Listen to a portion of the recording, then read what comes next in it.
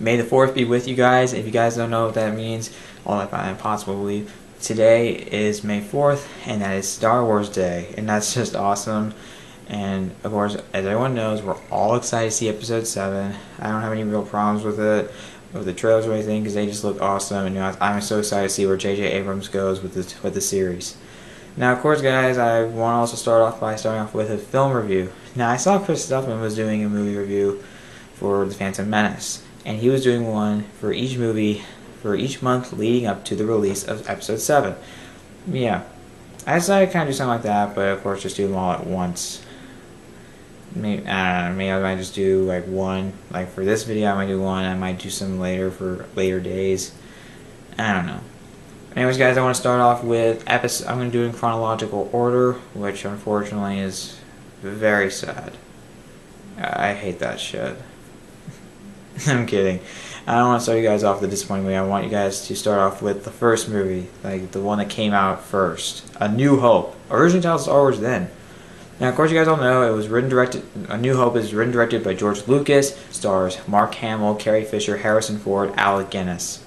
And it was a movie that was incredibly ambitious for its time, and to be honest, it's one of the best films I've ever seen, and to be honest, I think it holds up well today. Technical aspects, in terms of the visual effects, not really, but there are some beautiful shots on location shots, and of course, the score is just amazing. What more do you expect from it? It's the most iconic and probably the best score in film history. John Williams, you're a legend. You're my favorite composer of all time. I think you're everyone's favorite film composer, which is kind of a no-brainer.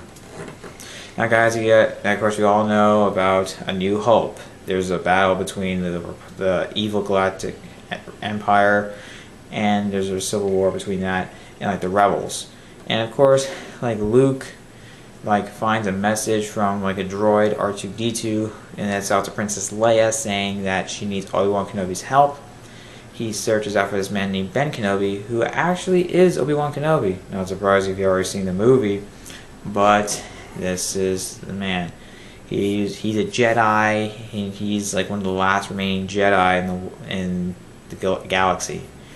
And as a result, like, after meeting up with him, like he decides to train Luke to become a Jedi, and they decide to get a crew together. They meet up with Han Solo and Chewbacca, and of course they travel Millennium Falcon to Death Star to rescue her.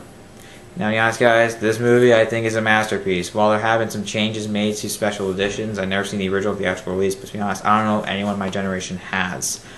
We've mostly seen special editions where they've done things that many older Star Wars fans have just hated, such as the addition of Jabba the Hutt in a scene, which was ridiculous. CGI also, and it's okay, it's not very good. And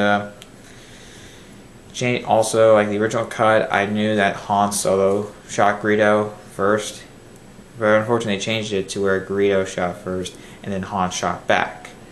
Yeah, not exactly. Yeah, okay. Anyway, that's whatever. The movie also was just awesome to watch. It's a lot of fun. It's a very fun space adventure. There's a lot of cool effects, fantastic action sequences, and great storytelling. Seriously, like, for a guy who made the prequels, he did manage to have such a great time in his heyday, which was during the 70s and 80s. And he really works here. George Lucas offers up a film that's incredibly expansive, even for a first installment, and it's only like around like 2 hours, I think, so like a little slightly above 2 hours. And I still found it incredibly fun. It was a very well paced, incredibly fun adventure. And also, there's a lot of good laughs in this movie. This movie is actually pretty funny, mostly thanks to the banter between Han and Princess Leia, creating such cool chemistry between each other.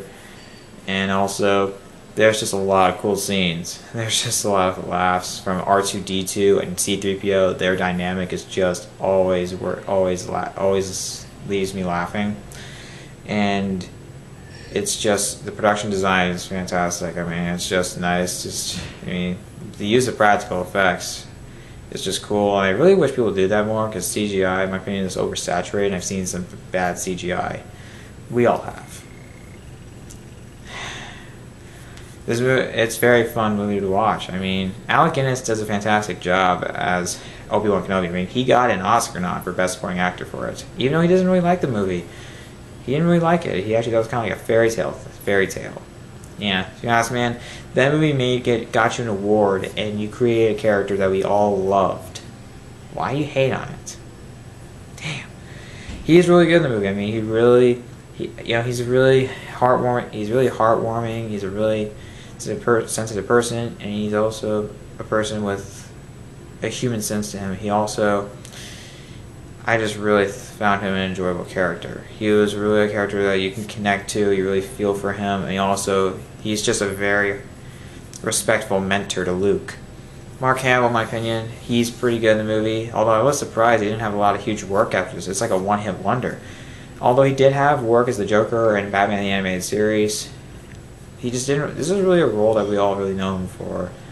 And it's kind of sad he didn't really have any bigger roles after that. I knew he starred in Kingsman, but it wasn't a big role. Yeah, it's pretty sad. But he was good in the movie. But to be honest, is anyone I really liked in this movie? Harrison Ford. He created a character that we just instantly loved. I mean, like, this guy, he's just such a guy. I mean, he's so cocky at times, and also he's just so entertaining to watch. Being a guy who's just such a little bit of like a dick in some kind of way, but whatever. He's still entertaining to watch. Also, like Princess Leia, I mean, Carrie Fisher comes on, and the two start, and Ford and Fisher start like going back and forth to each other. It's just always entertaining to watch. Carrie Fisher does a solid job. Also, the effects are, I think they hold up somewhat well today. Although maybe they probably updated them in the edition that I own. So yeah, I mean, they were still pretty cool to watch. And to be honest, I mean, this movie's groundbreaking special effects. To be honest, it's worth giving credit to. Obviously, 5 out of 5 stars.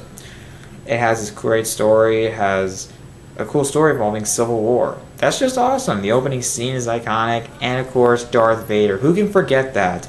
The iconic costume, the robotic breathing pattern, which is kind of unsettling. That's what makes him such a cool character. And you really didn't know anything about him. And of course, James Earl Jones' voice, like him voicing the character, fantastic. He's just, it's an iconic voice. It's iconic. Like, I find your lack of faith disturbing. And it's just really enjoyable to watch. I mean, what more do you need? What more do you need? This movie's groundbreaking. It's one of my favorite movies of all time. It's played a major part in sci-fi. I mean, without it, sci-fi probably wouldn't be as big as it used to be as it is now. It probably still struggling to really reach a high point because many people weren't all that confident they could make a big space epic. Seriously, it's a masterpiece of a space opera. And this is a movie I think you should start off with. If you guys are newcomers to the series, or if you have kids that you hope to watch it with one day, start off with episode 4. Do not start with the prequels, because the prequels will be disappointing. Well, for you, maybe not to them, but to you. Because, I mean, why not introduce them to the film that started it all? I find that a better idea. Seriously, think about that. Anyways, guys, it's Star Wars Day, and I really hope you enjoyed watching this review. Comment below and tell me, are you excited for Force Awakens? Do you have some problems with it? And also subscribe to my channel, and hope for more reviews coming soon.